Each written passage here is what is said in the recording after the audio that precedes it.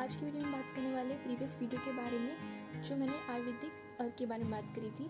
इसमें मैं 5 इंपॉर्टेंट अर्क के बारे में आपको बताऊंगी, हर्बल डिस्टिलेशन। उसका पहला जो बताने वाली हूँ अजवाइन अर्क। Friends, subscribe, like and share ज़रूर कर दें मेरे चैनल को।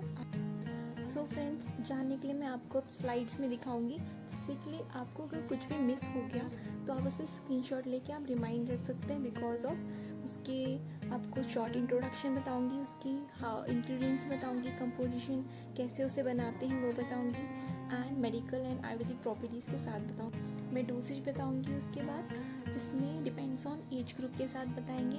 इंडिकेशन जानेंगे उसके, विथ रेफरेंस जानेंगे, और साथ साथ में हम उसकी कॉन्ट्रा इंडिकेशन के साथ सेफ्टी पर्पस एंड प्रिकॉशन और एक शॉर्ट नोट जानेंगे एक पूरे ड्रग के बारे में, जिससे कि आगे की वीडियो इंटरेस्टिंग।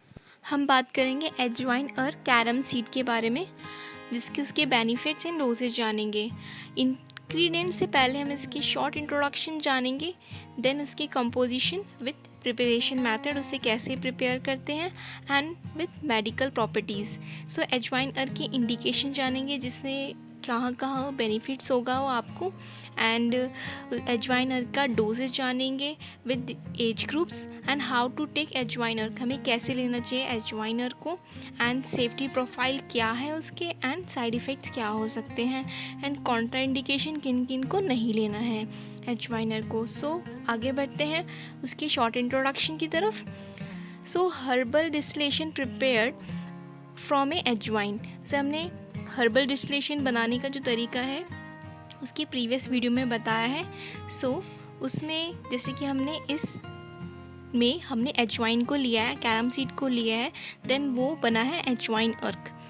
जो एजवाइन अर्क है वो साइडली पंजेंट टेस्ट होता है और हॉट पोटेंसी होती है, मतलब तीखा होता है थोड़ा और थोड़ा गर्म होता है। It stimulate your appetite and improve your digestions and releases the gases. ये भूख लगने में काम कराता है, आपकी डाइजेशन को इम्प्रूव कराएगा और रिलीजेस गैसेस में भी वो रिलीज़ कराएगा। Therefore it is A beneficial for people suffering from A low appetite. जिनको भूख नहीं लगती उनके लिए काफ़ी अच्छा है, या लो एपिटाइट उनके लिए काफ़ी अच्छा है, due to a low stomach acid production, और कोई भी इल लीवर फंक्शन से हो तो वो एजवाइन अर्क यूज़ कर सकता है। It also elevates your abdominal pain, ये पेट दर्द में भी काफ़ी अच्छा काम करता है। That occurs due to your intestinal gas और a spasm. It is a helpful in a indigestion that occurs due to a poor acid secretions. In addition, it is a great remedy for abdominal heaviness, anorexia and intestinal gases. अब इसकी ingredients जानते हैं, उसमें क्या use होता है। एक खुद एजवाइन, कैरम सीड, ट्रैकिस्पर्मम एमिनी, उसको हम 300 ग्राम लेंगे, एंड वाटर उससे 8 गुना ज़्यादा लेते हैं, अगर जैसे हमने पिछले वाले वीडियो में कैसे बनाया उसकी तरीके से। इसमें लिया है हमने 2400 ml लिया है। इसको करके प्रिपेयर करना है, जैसे मैंने आगे प्रीवियस वाली वीडियो बनाई है। आप वहाँ जाके इसके देख सकते हैं कि how to make a herbal distillation any herbs. उसके मेडिकल प्रॉपर्टीज जान लेते हैं। Ajwain ark specify vata and kapha doshas. It mildly increase the pitta dosha. It has a following healing properties like a creminatives like a वात हर में, एपिटाइज़र ये शुदा वर्धक है, और आपकी डाइजेस्टिव स्टिमुलेंट है, मतलब पाचक उत्तेजक है, एंटी स्पाज्मोडिक में और फिमिग्यू में, एंड एंटी फ्लैटुलेंट में, कार्डिक स्टिमुलेंट है, हृदय उत्तेजक है, आपकी यूट्राइन स्टिमुलेंट में, गर्भाशय उत्तेजक माना गया है, म्यूकोलेटिक माना गया है, डायफोरेटिक माना गया। डायफोरेटिक मीन्स आपके पसीना उत्पन्न कराता है ये। इवन ये एजवाइन की पिक है। ओके, एंड अब इसकी एजवाइन अर्क की इंडिकेशन मीन्स बेनिफिट्स कहाँ कहाँ आप दे सकते हैं। एजवाइन अर्क is a helpful in following health condition in below. Loss of appetite में आप यूज़ कर सकते हैं इसे, जब आपको भूख लग रही, कम भूख लग रही है तब यूज़ कर सकते हैं। आपको पेट में दर्द हो रहा है, एब्डोमिनल पेन है, खाना नहीं पच रहा है, इंडाइजेशंस है, या एब्डोमिनल हैवीनेस या एब्डोमिनल फुलनेस हो रही है तब, और आम दोषा में भी आप यूज़ कर सकते हैं, and anorexia.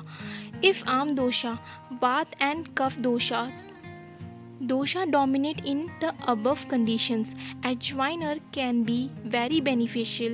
You can also use it if you with aggravative is associated with the आम दोषा। सो ये अजवाइन अर्क का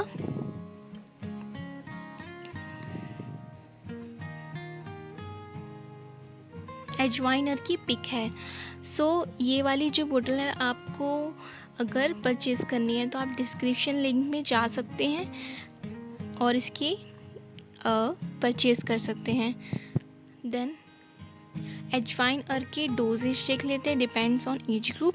सो इन्फेंट्स को आपको क्या देना है, जो बिलो 12 मंथ्स के हैं उसे आप 5 ड्रॉप दें अजवाइन अर्क का, एंड चिल्ड्रन जो है उसे 0.5 ml पर kg बॉडी वेट देना है, एंड अडल्ट जो है वो 12 to 60 ml यूज़ कर सकते हैं, and pregnancy and lactations not a recommended, and जो जेराटिक्स डोजेज हैं वो 12 to 30 ml यूज़ कर सकते हैं, एंड मैक्सिमम पॉसिबल डोजेज आपकी इससे ज़्यादा नहीं होनी चाहिए,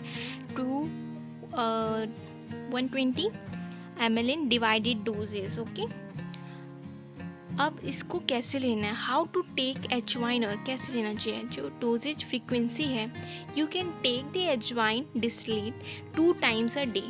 इन केस ऑफ अगर आपको एब्डोमिनल पेन है तो it can be used up to 4 times a day, आप 4 बार भी यूज़ कर सकते हैं। इन medical administration times, if loss of appetite और ए anorexia, you should take ajwain अर्क बिफोर ए मील, मील से पहले लेना है आपको। ओके, इफ़ एब्डोमिनल पेन, अगर आपको एब्डोमिनल पेन है, गैस की प्रॉब्लम है, या कोई हैवीनेस एब्डोमिनल में हैवी फुलफिलनेस हो रही है, then it is best to take a after a meal.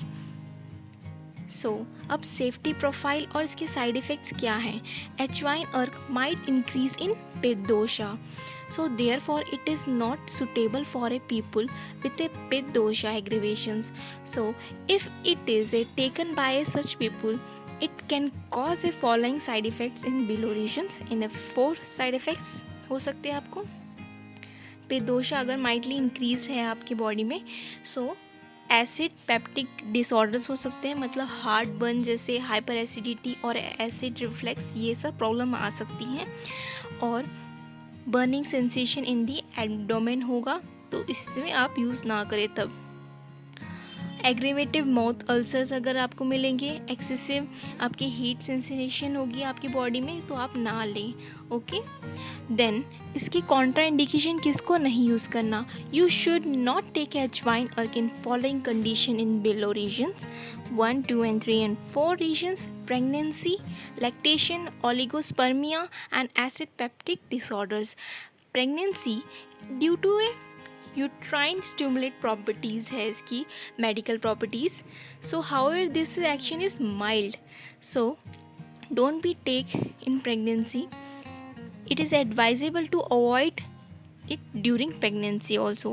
in lactation during breastfeeding mothers, it is not suitable because ajwain is known to reduce your breast milk supply।